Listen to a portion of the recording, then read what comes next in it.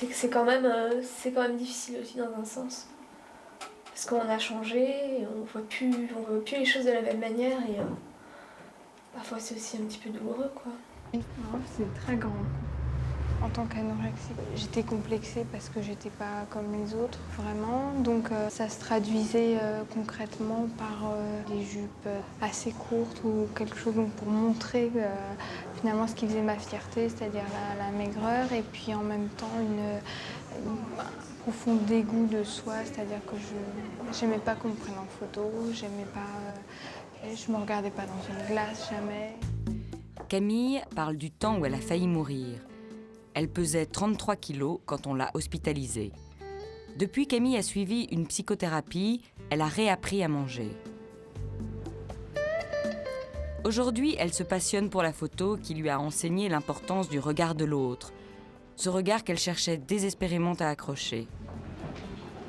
Le regard de l'autre était à la fois très, très, très présent parce que, parce que dans l'anorexie, il y a un tel comportement qu'il est fait pour interpeller l'autre, justement, pour que l'autre voit, pour que l'autre se rende compte. Donc il y a un espèce de test, on attend de voir comment l'autre réagit. Quand ils exprimaient justement leur surprise ou quand ils me disaient « mais regarde, t'es toute maigre » ou « regarde, avec les doigts, je peux faire le tour de ton poignet », enfin, etc.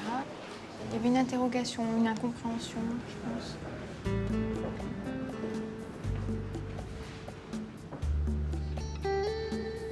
L'hôpital Sainte-Anne est un des 4 lieux spécialisés en France pour les troubles des comportements alimentaires.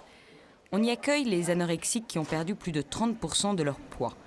Ici, en plus d'un suivi psychologique et médical, l'accent est mis sur le rétablissement de la relation de l'anorexique avec la nourriture. Petit à petit, les médecins réintroduisent des aliments qu'elles ont parfois abandonnés depuis des années. La hantise des patientes, les sucres et les graisses. Car la peur de prendre quelques grammes est une préoccupation de chaque instant. Une portion de beurre. Parce que les matières grasses chez ces demoiselles, c'est très difficile. C'est assez difficile et manger le pain, c'est difficile à dire, mais bon, elles vont couper le pain en petites lamelles, elles vont beurrer le beurre très très très finement, elles vont le racler beaucoup beaucoup.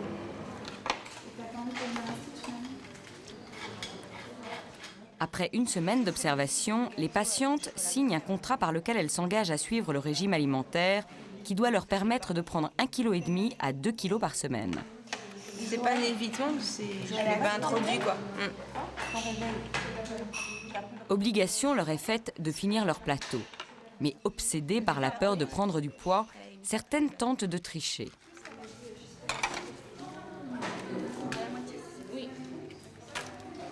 Les infirmières vérifient donc chaque plateau quand les malades quittent la salle à manger.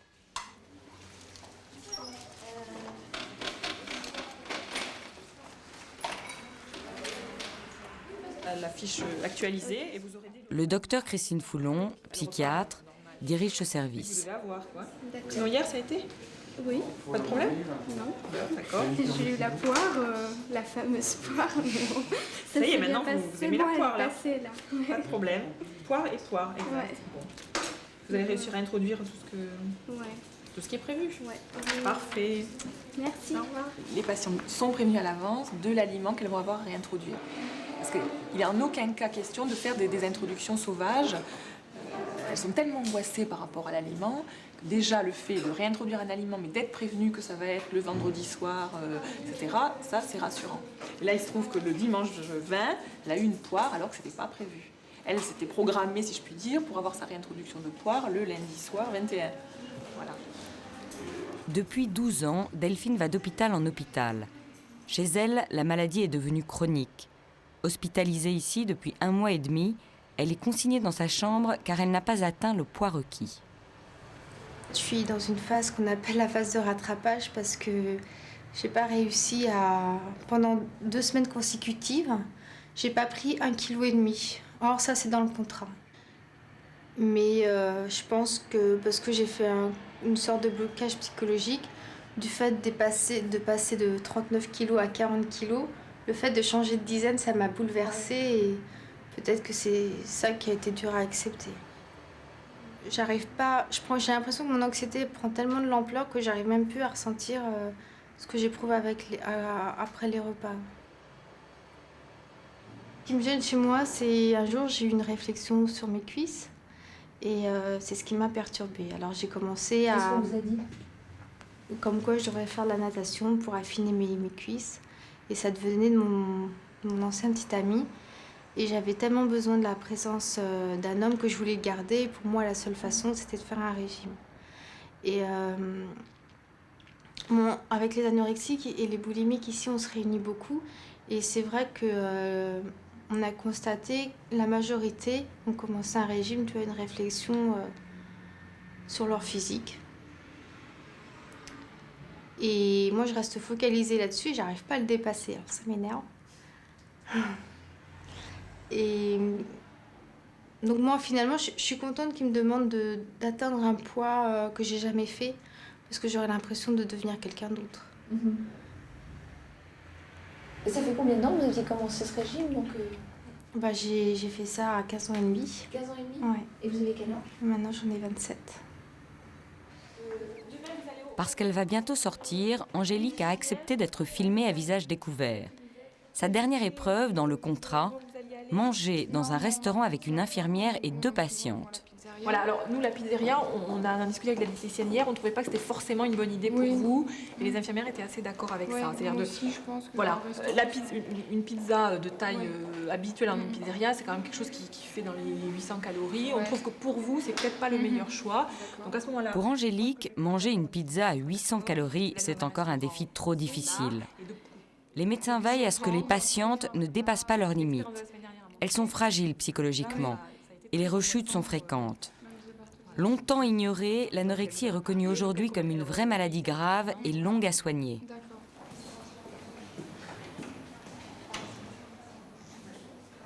C'est un trouble qui touche essentiellement les filles. Donc pour ce qui est de l'anorexie, c'est à peu près 1 cas masculin pour 9 cas féminins. Donc vraiment une très très grosse prédominance féminine. On sait aussi que c'est un trouble qui démarre souvent au moment de la puberté, à l'adolescence. Toujours pareil, une fourchette d'âge qui peut varier entre 13-14 ans et 17-18 ans. Ça, on le sait. C'est-à-dire qu'il y a un pic de fréquence à l'adolescence et surtout chez les filles. On a des chiffres très alarmants, à mon sens, qui seraient de l'ordre de 15 à 20% de mortalité en matière d'anorexie sur 20 à 30 ans d'évolution du trouble. Donc c'est un trouble qui touche des adolescents, jeunes, a priori en bonne santé, dont on ne connaît pas vraiment les causes et qui met en jeu le pronostic vital. Dans une hospitalisation qui dure 3 mois et demi, 4 mois, la patiente va avoir en moyenne 3 contrats différents, en fait, qui vont correspondre à 3 stades de l'hospitalisation.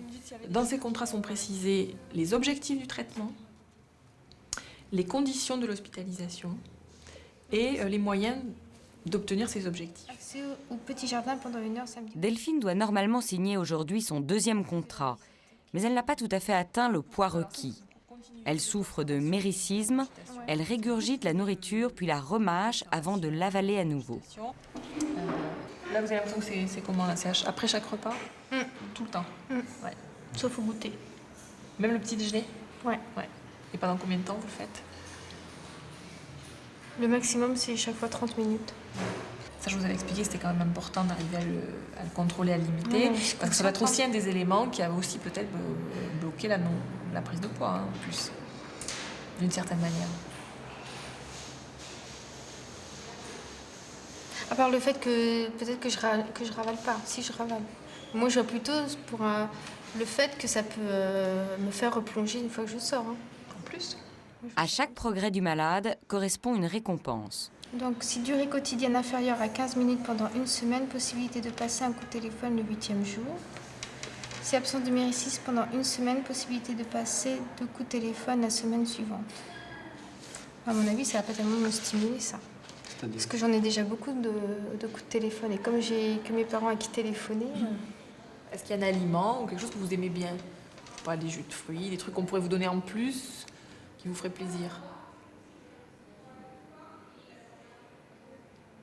Moi, j'avais envie de faire les cours particuliers avec le kiné. Oui, je vous C'est en avais quoi les parlé. cours particuliers avec le kiné? Pour travailler les abdos en Vous allez en faire individuel. là, vous allez en faire 2 fois par semaine, hein, du kiné. Chaque jour, visite obligatoire à la diététicienne qui compose les repas. Les patientes négocient chaque menu pour tenter de réduire leur régime en calories. Alors, du 15 au 21, vous êtes normal, vous, hein. Bon, au niveau du poids, vous êtes comment, là? 42 hier. Et comme j'arrivais pas à prendre, samedi matin, Madame Foulon m'a rajouté un Nutri à 10h. Et malgré ça, vous n'étiez pas au poids hier? J'avais pris 500 grammes entre samedi et dimanche, et de dimanche à lundi, ça avait stagné. Vous mangez pas de frites? Mal à digérer. Bon, surtout ici, c'est des frites au four, elles sont pas très grasses. Vous en avez déjà mangé? Oui. Vous savez que normalement... Non, mais comme elles sont pas froides, enfin en général, Elles sont froides? Froides. Ah, je sais. Elles sont froides. On a du mal à les... La ratatouille, non, vous mangez pas? Ah, ça, c'est un truc que j'aime pas, non. Alors, qu'est-ce que vous avez en évitement, finalement? Toute la charcuterie? Ouais. Ah non, ça fait trop faim. Mais là, il n'y en a pas. Bah oui, ça jouerait bien. Vous voulez pas faire un effort et manger des frites? Dans la cuisine, une autre anorexique se livre à un exercice difficile, préparer le repas. Elle doit être en contact direct avec les aliments qui lui font peur, surtout le beurre. Le beurre, ça va lier la sauce. D'accord? On va mettre une cuillère à soupe de farine.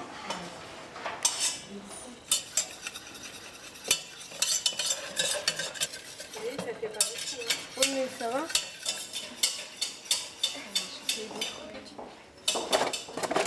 Genre, ça aide les louches pour les sauces. Sinon, je prends une.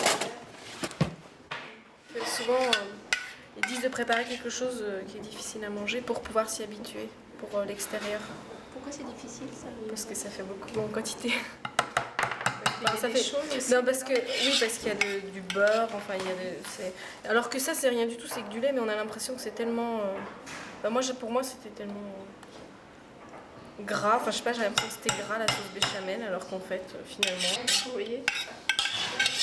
Souvent, de toute façon, les anorexiques cuisinent beaucoup pour les autres et elles ne mangent pas. Et moi, c'est vrai que quand je faisais des gâteaux, je suis pas la seule, c'est qu'on mettait 3 fois plus de beurre, 3 fois plus de sucre pour goinfrer les autres en fait. Et c'est peut-être pour avoir l'impression de maigrir plus, je sais pas. Que les autres, eux, on était là, allez-y, mangez. Allez-y, goinfrez-vous. Ça y est? Ouais. Faire grossir les autres pour paraître plus minces, elles sont vraiment prêtes à tout. Pourtant, l'image que leur renvoie le miroir leur fait peur. Lorsque j'étais vraiment très très maigre, ça m'arrivait de sourire devant la glace et alors là je voyais plein de rides, c'était horrible, j'avais l'impression d'être une grand-mère et je me mettais à pleurer, donc après je ne me regardais plus dans la glace. On a du mal à s'accepter nous-mêmes en fait, on réalise pas la maigreur en fait, on n'arrive pas à voir sur nous ce que ça donne. Mais bon, moi je vois quand il y a des filles nouvelles qui arrivent dans le service, ça fait peur quand même. Je regarde des photos quand j'étais vraiment très maigre. Et c'est vrai que je ressemble à un cadavre, on peut dire ça, quoi. C'est horrible, c'est vraiment horrible. C'est vrai que quand je suis arrivée ici, j'ai fait peur à des filles et je comprends tout à fait, quoi. Vous pesiez combien? Je faisais 32,8 kg. Pour 1m64. Je sais que moi, en sortant d'ici, je m'achèterais des habits avec une taille dont j'ai jamais eu l'habitude. Ah oui, jamais? Non, Enfin, parce que moi je suis tombée malade à 15 ans, donc j'aurais pas le même corps à 15 ans et à 27 ans. C'est ça qui est difficile en fait, c'est accepter les formes féminines, se dire de la poitrine, les fesses, les hanches, et ça c'est difficile à accepter. C'est vrai que... On n'a l'apparence non plus d'une petite fille mais d'une femme, donc on va avoir la séduction avec les hommes, on va se retrouver en tant qu'adulte. C'est les relations avec les hommes. Donc rester la petite fille, c'était ma protection.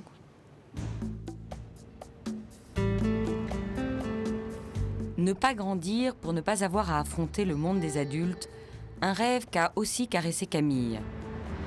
On sent que c'est pas quelque chose que c'est pas un comportement entre guillemets très sain ou très normal à cet âge-là. Donc il y a à la fois un appel et une demande d'attention physique notamment, enfin sensuelle de câlin, et à la fois une espèce de rejet, de certaine agressivité vis-à-vis de la mère ou vis-à-vis de ceux qui les entourent. L'anorexie remet en jeu les relations avec tous les proches, surtout avec les parents. Monsieur et Madame Laurent ont 3 filles. Perrine, l'aînée, est anorexique depuis 2 ans, une situation qui a bouleversé leur vie. À quel moment vous avez aperçu que Perrine avait un problème et comment vous avez réagi à ce moment-là? On s'en est aperçu très tôt, en fait, très rapidement, parce qu'elle a perdu 18 kilos en 4 mois et que tout de suite, on a pensé à ça. On a pensé à cette maladie. À l'époque, elle était déjà suivie par un psychiatre parce qu'elle avait des petites difficultés psychologiques. Et ce psychiatre, en fait, on lui a posé la question et nous a répondu que non, ça n'était pas une anorexie. Donc on a été très étonnés. Et puis suite à un déménagement, elle a échoué à son baccalauréat une première fois, elle a changé d'établissement, donc elle a voulu changer de psychiatre. Et quand elle a changé de psychiatre, elle s'est tout de suite... en fait, là, il n'était plus question que ce ne soit pas une anorexie. Au départ, j'ai un petit peu nié. J'ai même beaucoup nié. Mais c'est vrai que j'ai commencé à maigrir après être tombée amoureuse. Et puis quand j'avais atteint le poids qui était bien, j'avais tellement peur de grossir que ça continuait, en fait. Est-ce que ça a beaucoup bouleversé la vie familiale? Énormément. Oui. Énormément, parce qu'on se retrouve du jour au lendemain face à l'irrationnel. On se retrouve avec une enfant qui ne fonctionne plus du tout comme on avait l'habitude qu'elle fonctionne déjà. Oui, tout à fait. Qui ne pense pas comme nous on pense, donc il est difficile en fait de se mettre un peu à sa place, d'essayer. Moi j'ai toujours essayé de comprendre, en me disant que peut-être on pouvait l'aider. C'était en tant que parent la moindre des choses, mais il y a des fois où c'est très très surprenant. On ne sait plus comment aider son enfant, on ne sait plus quelles vont être ses réactions devant des événements,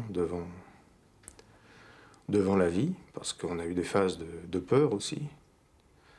Je crois que c'est ce qui est le plus difficile en fait, c'est de voir son enfant qui, d'une certaine façon, est en train de se suicider à petit feu, sous vos yeux, et d'être complètement impuissant. Ça, c'est quelque chose qui est terrible à vivre.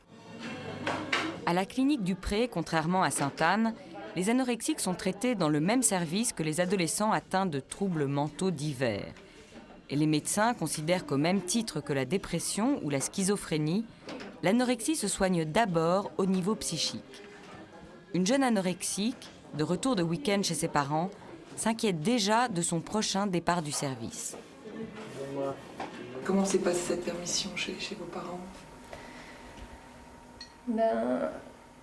Ça s'est bien passé, mais bon, c'est un peu la même chose à chaque fois que je retrouve un peu la maison. Ça me rappelle tellement de mauvais... Enfin, il y a pas mal d'images qui me reviennent en tête et c'est assez difficile de...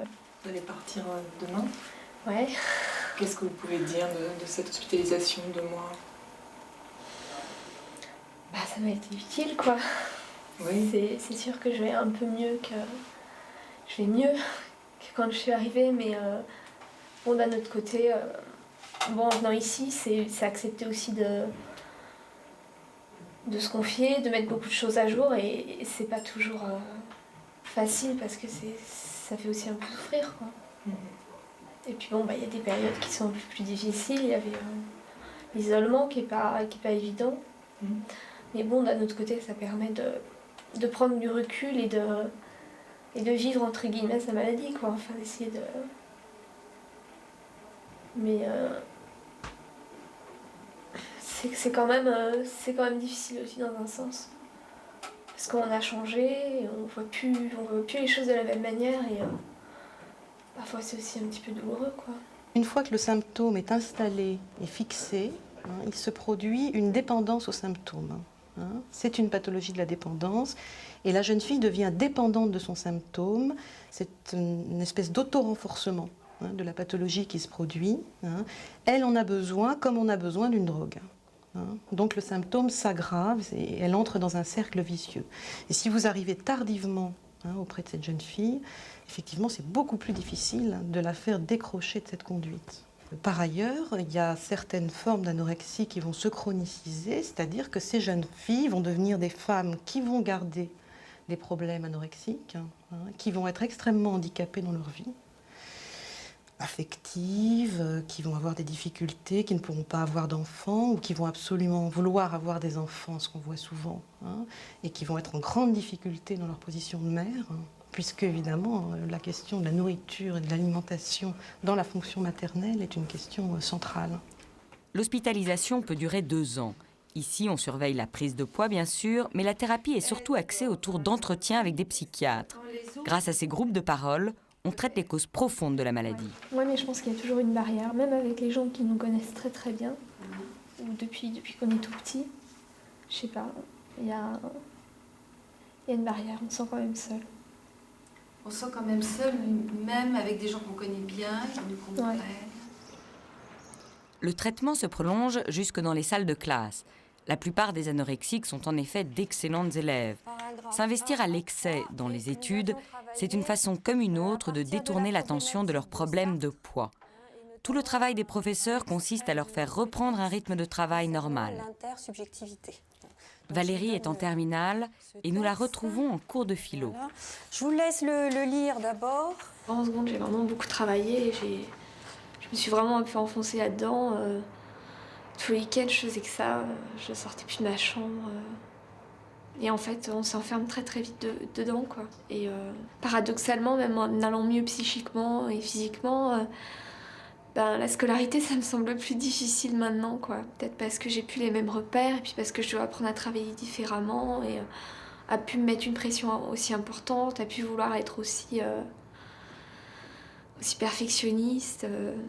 Ça n'empêche que parfois j'ai des réactions un peu violentes, enfin entre guillemets, quoi. Parce que bon, quand je comprends pas quelque chose, c'est un peu la panique, c'est un peu... Et puis j'ai besoin d'être rassurée, demander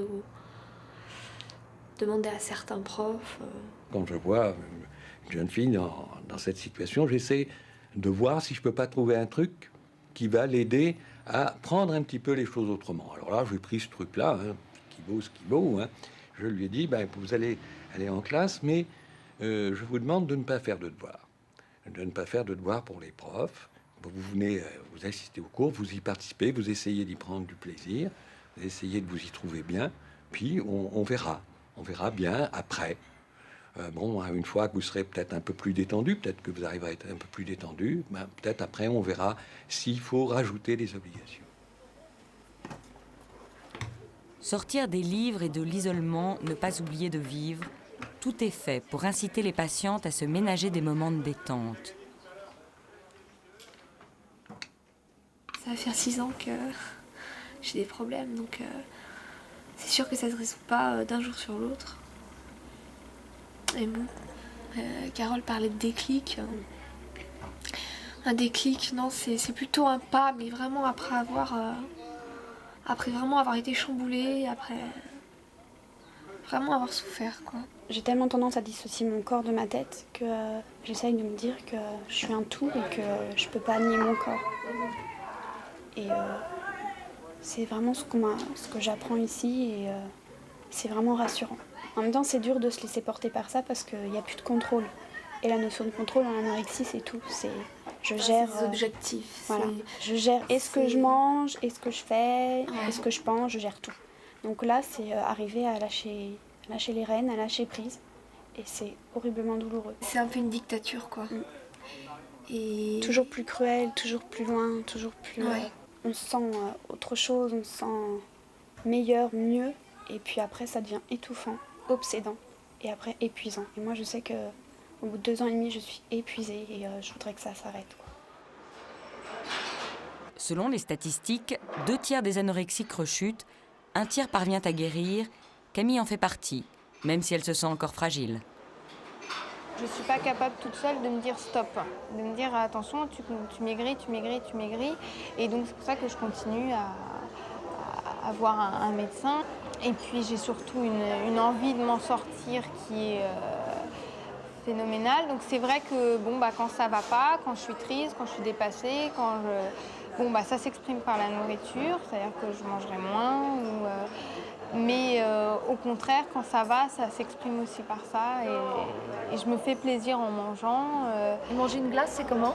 C'est un peu une exception, mais c'est un plaisir aussi.